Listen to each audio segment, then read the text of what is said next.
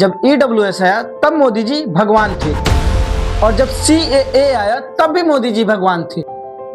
यहाँ तक कि नोटबंदी हुई, लॉकडाउन हुआ और प्रभु राम जी को उन्होंने अपने से छोटा दिखाया, तब भी मोदी जी भगवान ही थी। आपने एक चीज नोटिस किया होगा, जब बजरंगबली को उन्होंने पतंग बना के उड़ाया था तब भी मोदी जी भगवान ही थे।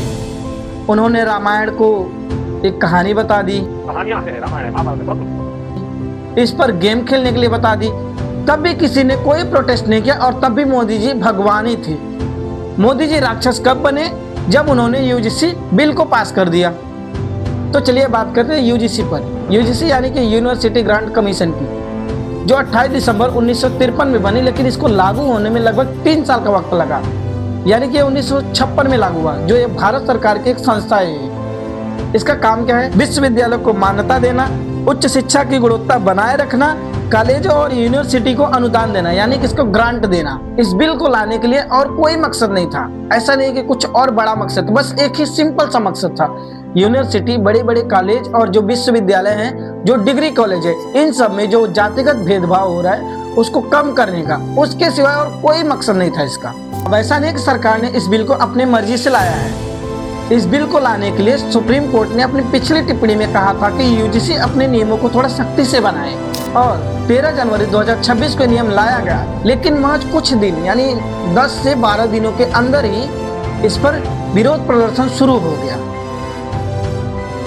अब जरा सोचिए, जो कल तक मोदी जी को भगवान मानते थे, जो कल तक कहते थे मोदी का विरोध तो देश का विरोध, जो कल तक कहते थे कि जिसको मोदी जी से दिक्कत हो वो पाकिस्तान चले जाए, जो कल तक कहते थे कि जो राम को लाए हैं हम उनको लाएंगे, और आज वही मोदी जी को गाली दे रहे हैं। माननीय प्रधानमंत्री जी से क्या कर रहे हैं?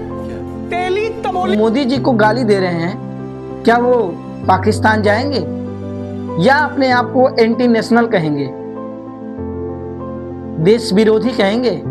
तो चलिए, ये तो बात हो गई प्रोटेस्ट की और मोदी जी को गाली देने की। अब आते हैं सुप्रीम कोर्ट पर।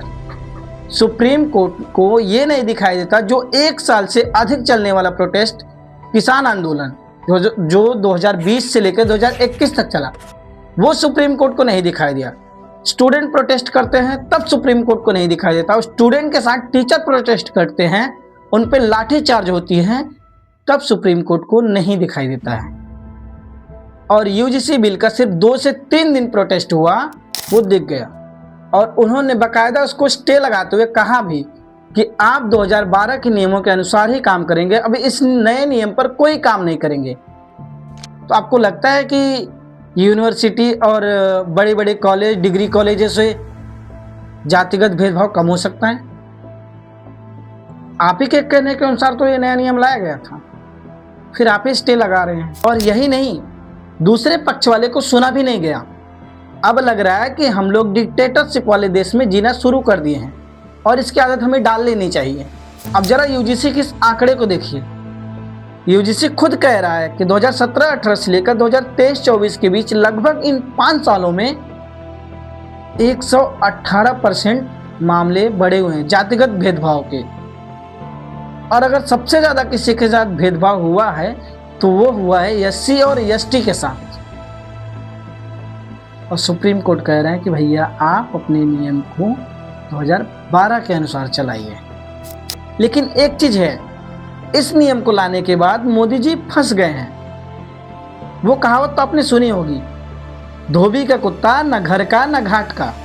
लेकिन फिर सोचते हैं मोदी जी तो ये कह देंगे, अरे हम तो फकीर आदमी हैं, झोला लेके चल पड़ेंगे। क्योंकि सरकार को पता था UGC के इस नए नियम में सिर्फ एक नियम को देखने के बाद सुप्रीम कोर्ट इस पे स्टे लगा देगा। मुझे तो लगता है कि मोदी जी ने एक तीर से 3 निशाने साधे हैं। सरकार ने UGC बिल लाके SC, ST और OBC वालों के दिलों में जगह बना ली है, क्योंकि अब वो कह सकते हैं कि मैंने तो UGC बिल लाया था, लेकिन सुप्रीम कोर्ट ने ही स्टे लगा दिया, तो उसमें मैं क्या कर सकता हूँ। अब वो ये भी कह सकते हैं कि आप मेरी एक बार और सरकार बनाएं, हम इस बिल को चाहे जैसे पास करवा सकते हैं। अब इसके बाद सवर्ण समाज भी खुश, SC भी खुश, ST भी खुश और OBC भी खुश। और इसमें फायदा किसका हुआ? सिर्फ और सिर्फ अकेली एक सरकार की, वो है मोदी सरकार, यानी कि बीजेपी की। अब यहाँ पे सोचने वाली बात है, जो सरकार इतने सालों में एससी, एसटी और ओबीसी के बारे में नहीं सोच रही थी, वो अचानक से 2026 आते ही हमदर्दी क्यों दिखा रही है? हमदर्दी इसलिए दिखा रही है क्योंकि 2027 में यूपी में विधानसभा का चुनाव है। आज जिस नियम पे सुप्रीम कोर्ट ने रोक लगाया है, उस चीज को कई महीनों पहले, शायद साल पहले, खान सर ने उस पर भविष्यवाणी की थी। आप जरा इस वीडियो को देखिए। भारत में 3% ब्राह्मण है, 3%। तुम नियम लगा के तुम उसका कुछ करके दिखा दो, नियमवा बना दोगे, ऑफिसवा में वही बैठे हैं लोग, पारित करा लोगे। यूजीसी पर रोक लगाते हुए मुख्य न्यायाधीश जी ने कहा कि इस नए नियम में स्पष्टता है कि इसका दुरुपयोग किया जा सकता है। तो ऐसा है कोई नियम जिसका दुरुपयोग नहीं किया जाता हो, चाहे वो महिला सेफ्टी हो, चाहे दहेज प्रथा हो, चाहे खुद पुलिस हमारी हो, हर एक नियम का दुरुपयोग हो रहा है ना। मैं ये नहीं कह रहा कि इसका भी दुरुपयोग होना चाहिए या होगा, लेकिन क्या ऐसा कुछ है? अगर इस हिसाब से देखा जाए तो कोई भी नया नियम नहीं बनाया जा सकता, क्योंकि उसका दुरुपयोग हो सकता है, संभावना है, क्लियरिटी नहीं है। क्योंकि आज तक कोई ऐसा नियम है ही नहीं जिसका गलत उपयोग ना किया जाता हो। अगर गलत उपयोग नहीं किया जाता तो आज रेपिस्टों को बेल कैसे मिल जाती है, उन बाबाओं को बेल कैसे मिल जा रहे हैं जिनको आजीवन कारावास हुआ है, वो चुनाव के समय पे बाहर आ जाते हैं, कोई ना कोई बहाना करके, तबीयत नहीं ठीक है, ये है, वो है। अब कुछ लोगों का कहना है इस नए नियम के अनुसार इसमें एससी, एसटी और ओबीसी वाले ही रहेंगे। अब जरा इस नए नियम को देखिए, क्या इसमें कहीं दिख रहा है कि सिर्फ एससी, एसटी, ओबीसी वाले रहेंगे? इसमें ऐसा कहीं नहीं लिखा है कि सिर्फ एससी, एसटी, ओबीसी वाले रहेंगे और जनरल वाले नहीं रहेंगे। अब मुझे इस पर एक बात याद आ रही है कि यूजीसी का विरोध वही लोग कर रहे हैं जिनको ये लग रहा है कि मेरा जातिगत भेदभाव करना मेरा जन्मसिद्ध अधिकार है। और अगर आपको मेरी बातों पे यकीन नहीं हो रहा है तो आप यूजीसी के इस नए नियम को देखिए और पढ़िए कि आपको लग रहा है इसमें ऐसा कहीं लिखा है।